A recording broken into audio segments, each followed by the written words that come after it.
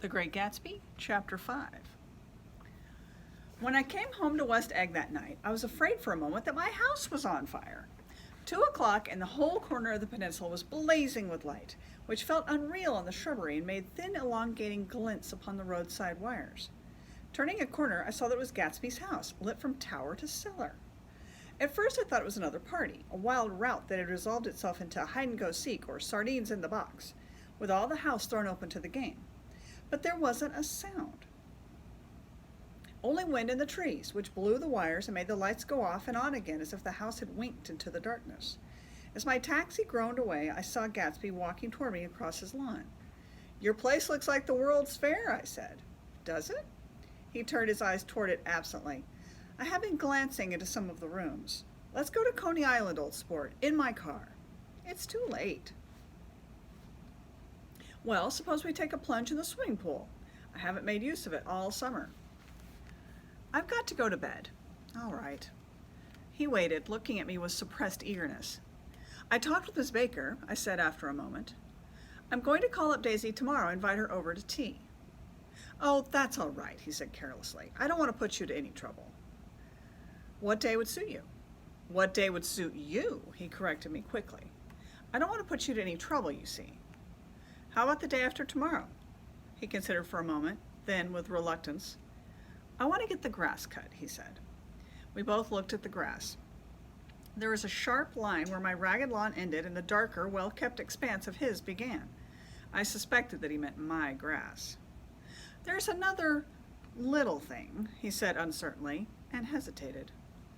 "Would you rather put it off for a few days?" I asked. "Oh, it isn't about that. At least," he fumbled with a series of beginnings. Why, look here, old sport, you don't make much money, do you?" "Not very much." This seemed to reassure him, and he continued more confidently. "I thought you didn't, if you'll pardon you see, I carry on a little business on the side, a sort of sideline, you understand, and I thought that if you don't make very much, you're selling bonds, aren't you, old sport?" "Trying to." "Well, this would interest you. It wouldn't take up much of your time, and you might pick up a nice bit of money. It happens to be a rather confidential sort of thing." I realize now that under different circumstances, that conversation might have been one of the crises of my life. But because the offer was obviously and tactlessly for a service to be rendered, I had no choice except to cut him off there. "I've got my hands full," I said. "I'm much obliged, but I couldn't take on any more work." "You wouldn't have to do any business with Wolfsheim." Evidently he thought that I was shying away from the connection mentioned at lunch, but I assured him he was wrong. He waited a moment longer, hoping I'd begin a conversation, but I was too absorbed to be responsive, so he went unwillingly home. The evening had made me lightheaded and happy. I think I walked into a deep sleep as I entered my front door.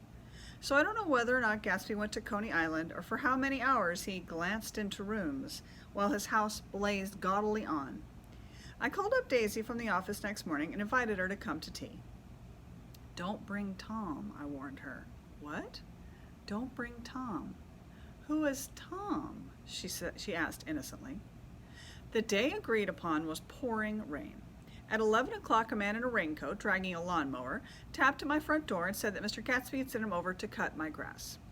This reminded me that I'd forgotten to tell my Finn to come back, so I drove into West Egg Village to search for her among soggy whitewashed alleys and to buy some cups and lemons and flowers.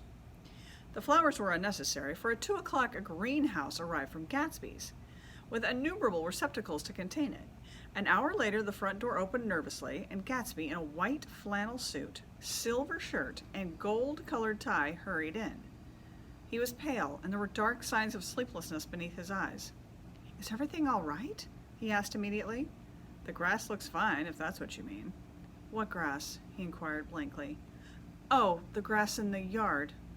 He looked out the window at it, but judging from his expression, I don't believe he saw a thing. "Looks very good," he remarked vaguely. "One of the papers said they thought the rain would stop about 4. I think it was the Journal. Have you got everything you need in the shape of tea?" I took him into the pantry, where he looked a little reproachfully at the Finn. Together we scrutinized the 12 lemon cakes from the delicatessen shop. "Will they do?" I asked. Of course, they're fine." And he added hollowly, "Old sport." The rain cooled about 3:30 to a damp mist. through which occasional thin drops swam like dew. Gatsby looked with vacant eyes through a copy of Clay's Economics, starting at the finished tread that shook the kitchen floor, and peering toward the bleared windows from time to time as if a series of invisible but alarming happenings were taking place outside. Finally he got up and informed me in an uncertain voice that he was going home. "Why's that?" "Nobody's coming to tea. It's too late." He looked at his watch as if there was some pressing demand on his time elsewhere. "I can't wait all day." "Don't be silly. It's just 2 minutes to 4. He sat down miserably, as if I had pushed him, and simultaneously there was the sound of a motor turning into my lane. We both jumped up, and, a little harrowed myself, I went out into the yard. Under the dripping bare lilac trees, a large open car was coming up the drive. It stopped. Daisy's face, tipped sideways beneath a 3-cornered lavender hat, looked out at me with a bright, ecstatic smile. "Is this absolutely where you live, my dearest one?" The exhilarating ripple of her voice was a wild tonic in the rain. I had to follow the sound of it for a moment, up and down, with my ear alone, before any words came through. A damp streak of hair lay like a dash of blue paint across her cheek, and her hand was wet with glistening drops as I took it to help her from the car. "Are you in love with me?" she said low in my ear, "or why did I have to come alone? That's the secret of Castle Rackrent. Tell your chauffeur to go far away and spend an hour. Come back in an hour, Ferdy." Then in a grave murmur, "His name is Ferdy. Does the gasoline affect his nose?" "I don't think so," she said innocently. "Why?" We went in. To my overwhelming surprise, the living room was deserted. "Well, that's funny," I exclaimed. "What's funny?" She turned her head as there was a light, dignified knocking at the front door. I went out and opened it. Gatsby, pale as death, with his hands plunged like weights in his coat pockets, was standing in a puddle of water, glaring tragically into my eyes. With his hands still in his coat pockets, he stalked by me into the hall, turned sharply as if he were on a wire, and disappeared into the living room. It wasn't a bit funny. Aware of the loud beating in my